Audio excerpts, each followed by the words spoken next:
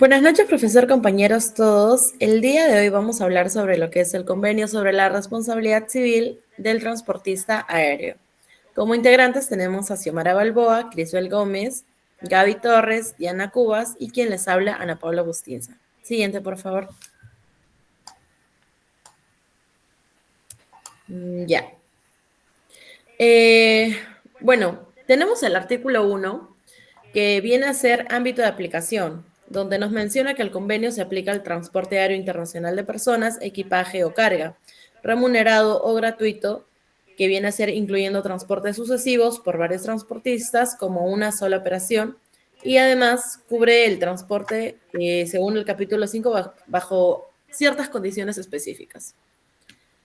En lo que es el artículo 2, transporte efectuado por el Estado y transporte de envíos postales, tenemos que el convenio se aplica a transportes realizados por el Estado o entidades públicas, pero no al transporte de envíos postales, salvo en lo relativo a la responsabilidad del transportista frente a la administración postal. Siguiente, por favor. En el capítulo 2 tenemos lo que viene a ser la documentación y obligaciones de las partes relativas al transporte, pasajeros, equipaje y carga. Como artículo 3, tenemos que el transportista de pasajeros debe expedir un documento de transporte y entregar un talón de equipaje informando sobre la responsabilidad de daños o pérdidas. En el capítulo 4 nos mencionan que el transporte de carga se expide una carta porter o un recibo de carga. En el artículo 5, disculpen, en el artículo 5, la carta de porte aéreo debe incluir ciertos detalles del transporte y el peso de la carga. En el artículo 6, el expedidor puede ser requerido a entregar un documento sobre la naturaleza de la carga para trámites aduaneros. En el artículo 7 nos mencionan que la carta de porte aéreo se expide en 3 ejemplares, firmados por las partes correspondientes. En el artículo 8, que es para varios bultos, se pueden emitir documentos por separado. Y en el artículo número 9, el incumplimiento de los requisitos documentales no invalida el contrato de transporte. En el artículo 10, consideramos que el expedidor es responsable de la exactitud de la información de la carga. Ambos deben de indemnizarse por errores de los documentos. Como para finalizar el capítulo 2, tenemos el artículo número 11, que viene a ser que la carta de porte aéreo y el recibo de la carga son prueba de un contrato y aceptación de la carga, salvo que en alguna situación se considere lo contrario. Siguiente, por favor.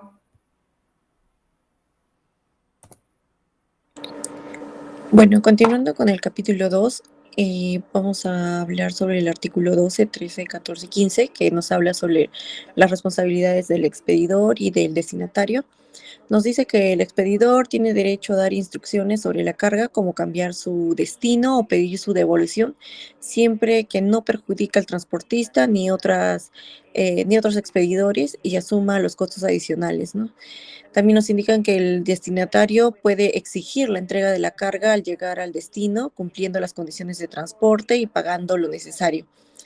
El expedidor y el destinatario pueden ejercer los derechos otorgados tanto en el artículo 13 como en el artículo 12 y a su propio nombre y puede pedirlos a nombre de terceros también, siempre y cuando cumpla con las obligaciones del contrato de transporte, ¿no?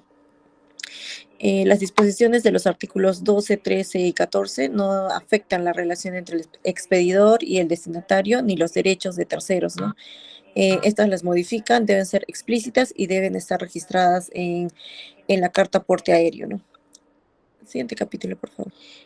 Ya, el capítulo 16, 17, 18 y 19 nos dicen que el expedidor debe proporcionar la información y los documentos necesarios para cumplir con las formalidades oficiales antes de la entrega de la carga. El transportista es responsable de los daños por muerte o lesiones corporales de los pasajeros si el accidente ocurre el accidente ocurre a bordo o durante las operaciones de embarque y desembarque de la mercancía. También nos dice que el transportista es responsable de los daños a la carga ocurridos durante el transporte aéreo. Asimismo, es responsable de los daños causados por retrasos del transporte a menos que éste pueda probar, ¿no? Que el equipaje que dentro del equipaje se tomó todas las medidas necesarias para evitar el retraso de la mercancía. Siguiente diapositiva. En el artículo 20 nos dice que el transportista puede quedar exonerado total o parcialmente si se prueba que la negligencia o la acción indebida del reclamante contribuyó o no al daño. El transportista también puede no puede limitar ni incluir la responsabilidad de los daños, ¿no? Asimismo, el transportista se responsabiliza por el retraso, ¿no? de la mercancía. Continuando con la exposición, en el artículo 23, 24, 25, si bien establecen normas sobre la valoración de suma de derechos especiales de giro en relación con el transporte aéreo, las sumas de estos derechos especiales de giro se refieren al valor definido por el Fondo Monetario Internacional y la conversión a moneda nacional que se va a realizar usando el tipo de cambio vigente en la fecha de la sentencia.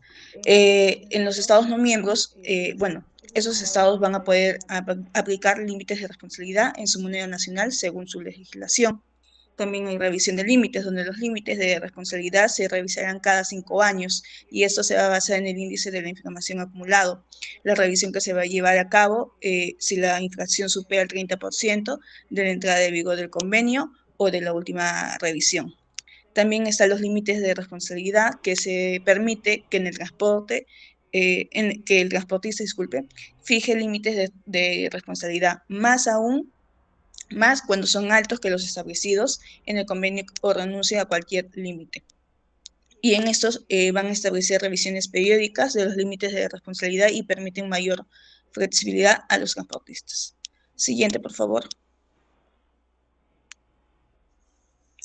En los artículos 26, 27, 28, trata sobre la responsabilidad de transportistas aéreos y su relación con los contratos de transporte. Si bien están las cláusulas de excepción de responsabilidad no son válidas, si bien intentan reducir la responsabilidad del transportista por debajo de lo establecido en el convenio. También la libertad contractual, el transportista tiene derecho a negarse o a transportar y bien renunciar a defensas o establecer condiciones siempre que no contradigan el convenio. También están los pagos adelantados en caso de accidentes, si bien el transportista debe hacer pagos adelantados a las víctimas de accidentes aéreos, sin que esto implique un reconocimiento de responsabilidad. En sí, esos artículos buscan equilibrar la responsabilidad del transportista con la libertad contractual, asegurando la protección de los pasajeros. Siguiente, por favor. Los artículos 29, 30 y 31 regulan la indemnización en el transporte de pasajeros, equipaje y carga. Las condiciones de indemnización, cualquier acción de indemnización por daños debe seguir las condiciones y límites establecidos en el convenio. No se van a permitir indemnizaciones punitivas o compensatorias. En acciones contra dependientes, si se demanda a un dependiente o agente, puede invocar las mismas condiciones de responsabilidad del transportista, a menos que se demuestre que causaron el daño intencionalmente o con temeridad. Y con recepción del equipaje y carga, la aceptación son sin protestas que presume con una entrega en buen estado, salvo si prueba a encontrarlo. Cualquier protesta debe realizarse por escrito y dentro de los plazos establecidos. De lo contrario, se va a considerar inadmisibles las acciones contra el transportista, excepto en casos de fraude. Y en sí, también estos artículos establecen un marco claro para la responsabilidad y la indemnización del transporte, protegiendo tanto a los transportistas como a los pasajeros y sus bienes. Siguiente, por favor.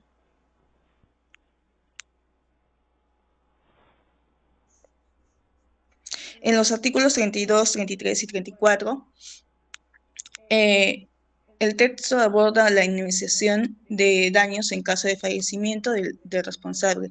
En acciones de indemnización, si la persona responsable fallece, la indemnización se puede reclamar a sus causales hábiles dentro de los límites establecidos por el convenio. También hay opciones para iniciar la acción. En sí el demandante puede presentar la acción del territorio de un estado parte por el tribunal del domicilio del transportista, su oficina principal, una oficina donde se celebra el contrato, o el tribunal del lugar destino. Las cuestiones del procedimiento se van a regir por la ley del tribunal correspondiente, y también, además, las partes pueden optar por resolver disputas relacionadas con las responsabilidades del transportista. Siguiente, por favor. El artículo 35 y 36 habla sobre las normas sobre el derecho de la indemnización en el transporte aéreo. Si bien está la extinción de derecho a indemnización, que esto va a extinguir que no se inicie una acción dentro de los 2 años siguientes a la llegada a destino, o a la fecha que la aeronave debería haber llegado, o a la fecha de detención del transporte. El cálculo de ese plazo se va a regir por la ley del tribunal que conozca el caso. La responsabilidad de transportistas múltiples: si en caso varios transportistas participan en el transporte, cada uno es responsable por los pasajeros o cargas que acepten. El pasajero solamente podrá demandar al transportista que ha realizado el transporte en el momento del accidente o retraso, salvo acuerdo contrario. En la demanda por equipaje o carga, en esos casos el pasajero, expedidor o destinario van a poder demandar tanto al primero como al último transportista. Todos los transportistas serán solidariamente responsables ante el pasajero o el expedidor destinatario. Si bien en esos artículos van a regular los plazos para poder reclamar indemnizaciones y la responsabilidad de los transportistas en el contexto del transporte aéreo. Siguiente, por favor.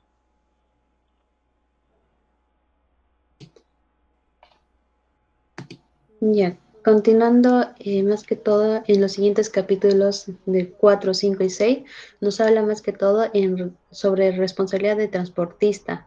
Y más que todo, el transportista aéreo es el responsable de todos los daños, ya sea por lesiones, por muertes, pérdidas o retraso de equipaje, carga, y entre otros, ¿no?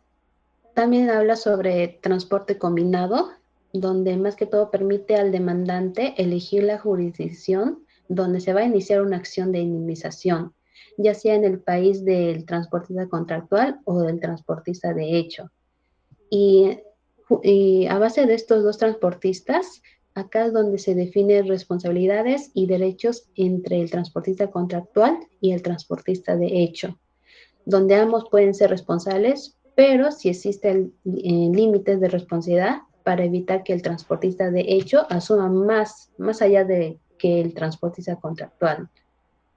Ahora, en base a seguros, los transportistas deben tener un seguro adecuado para que cubra todas las responsabilidades establecidas por el convenio. Siguiente diapositiva. Cláusulas finales. Aquí en las cláusulas finales del convenio cubren los aspectos de la firma, la ratificación, la entrada en vigor y la denuncia.